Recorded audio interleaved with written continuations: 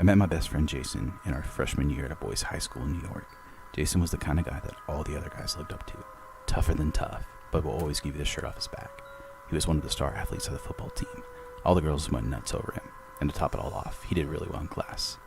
I don't think I ever saw him get anything lower than a B- in all 4 years of high school. Jason had it all.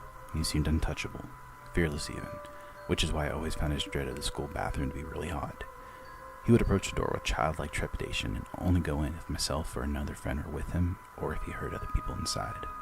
The times that I had gone with him, I witnessed him perform a ritual of pushing all the stall doors open and looking in, even if he was only going to use the urinal. When a stall door was shut, he would knock on it 3 times and wait for a response. Occasionally, if a stall was out of order or he received no response from behind a closed door, he would pull himself up on the door to look inside. The first few times I witnessed him do this, I said nothing. It was strange, yes, but I didn't think much of it. However, curiosity eventually did get the better of me during our second semester that first year, and I asked, "Hey Jason, why do you do that?" "Do what?" he asked. I think it was an honest question. The ritual was so commonplace for him that it bled into the rest of his daily routine, as natural as breathing. "All that stuff with the stalls, why do you do it?" Jason gave me a grave look as he shook his head. "Let it go," was all he said. I did let it go for a long time after that. It slipped my mind almost completely, having seen it happen so often that it was commonplace for me as well. However, one day, when I went to do my business, I saw 3 of the other boys in our year do exactly what Jason always did. Jamal, Sam, and Pete were pushing the stalls open, then shaking their heads at each other.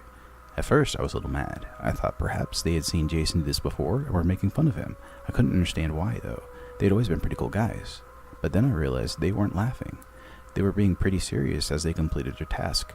They also said hello to me, as if nothing were out of the ordinary when they finally realized I was there. What I had seen bothered me. I couldn't explain why, but it made me feel uneasy. That feeling was only exacerbated by the fact that I knew Jason wouldn't tell me what was going on, and I didn't feel I knew those guys well enough to ask them. It was clearly a source of discomfort for Jason, and I assumed it might be for them too. One day, however, in our sophomore year, Jason and I stopped by the bathroom on our way to lunch. Jamal was in there washing his hands as we walked in. We said hi, and Jason went to begin checking the stalls. Jamal stopped him though and said, "You're good, man." "Nothing?" Jason asked. "Nah, you're good. Take it easy," Jamal replied and walked out. I waited a few seconds after the door closed completely behind Jamal to say anything. "Okay, what is this about?" Jason looked at me in confusion at first, but his eyebrows narrowed. "I thought I told you to let that go." "You did, but I'm a little creeped out, dude. When it was just you, I thought maybe it was some kind of quirk, but there are 3 other people I saw doing that. What's going on? Did you guys witness something here? What are—" "I said, let it go," Jason yelled. I was startled by that and jumped slightly. He was always pretty easygoing, and I had never seen him get mad within the 2 years that I had known him by that point. I'm sorry, dude," I said rather meekly. Jason seemed flustered, almost like he was shocked that he yelled himself. "Don't worry about it, buddy. I'm sorry for yelling at you. He sighed really deeply. "Just please don't bring it up again, okay?" I promised him that I wouldn't. For years, I kept that promise. Life went back to normal. Years went by and we grew up. Well, we got a little older anyway. A few years ago, we graduated. I became an uncle. Everything was fine. I had stopped thinking about Jason's bathroom ritual altogether. That is, until the beginning of this month. I was babysitting my nephew, who is now 6 years old, and I took him to the mall so we could spend the whole day just walking around. Before we left, I told him he'd have to use the bathroom. We went in, and other than the one guy who was leaving as we walked in, it was empty in there. I caught a glimpse of myself in the mirror and took a moment to fix my hair when I heard the sound of stall doors banging. I looked over to my nephew and saw he was doing exactly what Jason had always done. He even looked under the stall that had an out of order sign taped on it. Again, I couldn't tell you why, but it sent a chill up my spine. I felt like something was really wrong. I decided not to say anything at that moment, but I knew I had to ask him. When we were in the car heading back to his house, that's exactly what I did. "Hey Billy, I need to ask you something, okay? And I need you to tell me the truth." He nodded his head as I continued. "Why do you open the bathroom stalls like that?" We pulled up to a red light, and I looked at it in the rearview mirror. Billy slouched in his seat a bit. He looked at me with fearful eyes. Just as I was sure he wasn't going to tell me anything, he said, "Mr. Sweetley." His voice was quiet and almost shaky, but I heard him just fine. "What about Mr. Sweetley? Who is that, buddy? How do you know him? Does he work at your school?" As soon as I asked the last question, I was struck with the realization that I had surprised had never dawned on me before. Jason, Jamal, Sam, and Pete all come from the same grade school, the very grade school that my nephew Billy currently attends. That had to be it.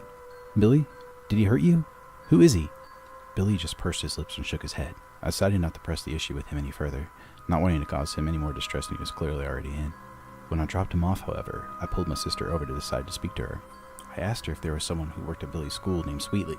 She, an active member of the PTA who knows everyone at that school, told me that there wasn't. She also said that no parent or child had that name either. When I told her about Billy's behavior, she laughed it off and told me that kids are making up scary stories since Halloween is coming up, and one of them probably scared him. I didn't believe that was the case, but I didn't tell her that. Before I said anything else, I knew how to meet with Jason. Last Saturday, Jason and I went out to lunch.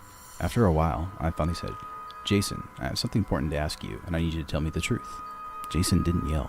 He didn't even move initially. The blood drained from his face, and he slowly looked up to me. "Where the fuck did you hear that name?" "Just answer me, Jay. Who is he?" Jason told me the whole story, finally, after all these years, and now I almost wish that I didn't know. According to the legend, in the 1950s, there was a man who worked at the school. His name was Melvin Myrtle, and he was the school's janitor. Often seen wearing a bowler hat and a suit, playing ragtime records on a record player he had in the janitor's closet. He was a goofy sort of man that everyone at school loved. He was particularly good with children, and people often wondered why he and his wife had never had children of their own before she tragically died. They started calling him Mr. Sweetly because he always smiled sweetly at everyone he passed by. One day, however, the school's other janitor, a father of a boy at the school, walked into the boys' room on the first floor to clean it. When he stepped inside, he saw Myrtle peeking over the wall into one of the stalls into the next one. The man became infuriated and forcefully yanked Myrtle into the stall. A long process of asking the children painful questions began, and it was determined that he did, in fact, have a habit of peeking into the children in the bathroom. Several girls stated that they had caught him peeping at them with their friends, but the kids he seemed to prefer were primarily boys. After the findings, Myrtle went missing and was never heard from again. Though the other janitor was suspected of foul play, eventually the charges were dropped. A couple of years later, a boy bolted from the bathroom, screaming his head off that there was a man missing half of his face in there, watching him. Of course, a search yielded nothing. He gave a description of the man, and several other boys claimed to have seen him too. He would slowly poke his head over the stall, and either watched them at the urinal or in the stall next to his.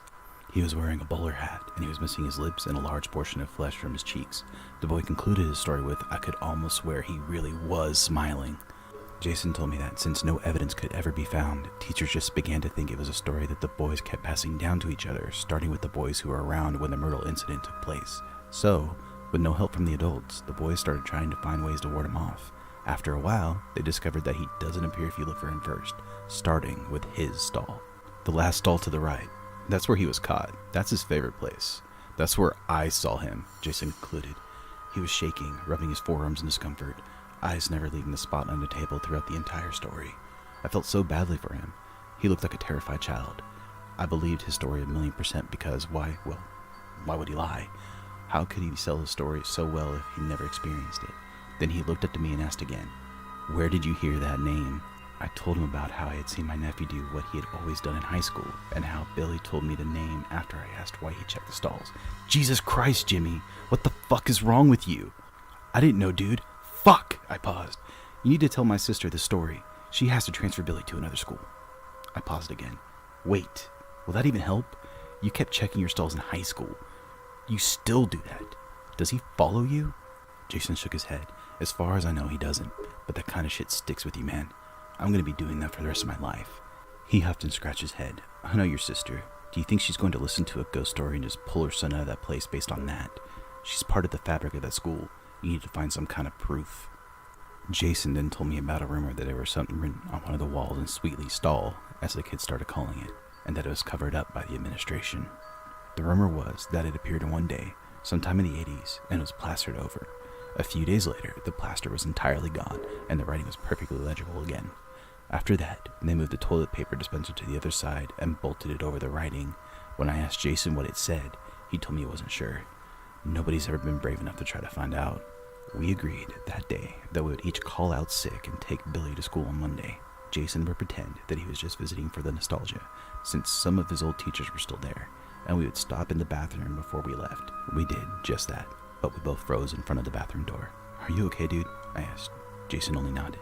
Hey, before we go in, I continued, what happens if I see him? Jason shook his head and said, you won't. If you never see him before as a kid, he won't appear to you as an adult. That's part of the reason why none of the teachers ever believed us. We took deep breaths as we walked in. Jason checked the stalls, and I stepped into Sweetly's. I managed to pry the lid off the toilet paper dispenser, and I unscrewed it, with a degree of difficulty, from the wall, with the mini slot screwdriver I had in my pocket. Jason couldn't even go near the stall without checking to make sure it was empty, so it was all up to me. I pulled a dispenser from the wall and looked. There was, indeed, writing. Someone, or something, had etched a poem into the wall. As I read it, I could swear that I heard the faint sound of ragtime music coming from the air vent. The air also seemed to get a little colder. Jason sensed that something was wrong as well. He started frantically telling me to hurry. I tried to take a picture of the poem with my phone. The screen flashed, the phone glitched, then it just stopped working. It hasn't worked since, and I had to replace it. I wound up jotting it down on my arm very quickly, and I haphazardly replaced the dispenser because I wanted to get the fuck out of there. This is the poem that was on the wall. He smiles sweetly, what a doll. He watches you from his stall. Don't be rude, don't call him creepy. Call him by the name of Mr. Sweetly. He loved the children of the school. Yes, to think otherwise, you'd be a fool. And though he did act most discreetly, they found him out, poor Mr. Sweetly.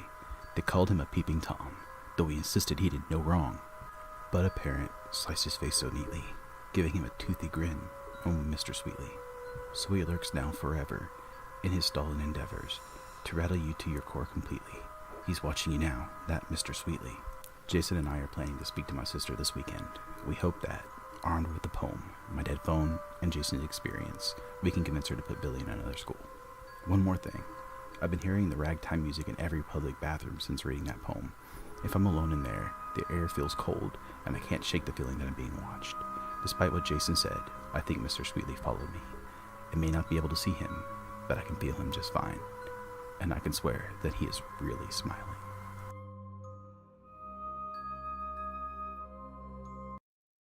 So, this is the part where I ask you guys to help me out. Hit like and subscribe if you liked my readings. Share it with your friends, and also send me links to your stories you want me to read.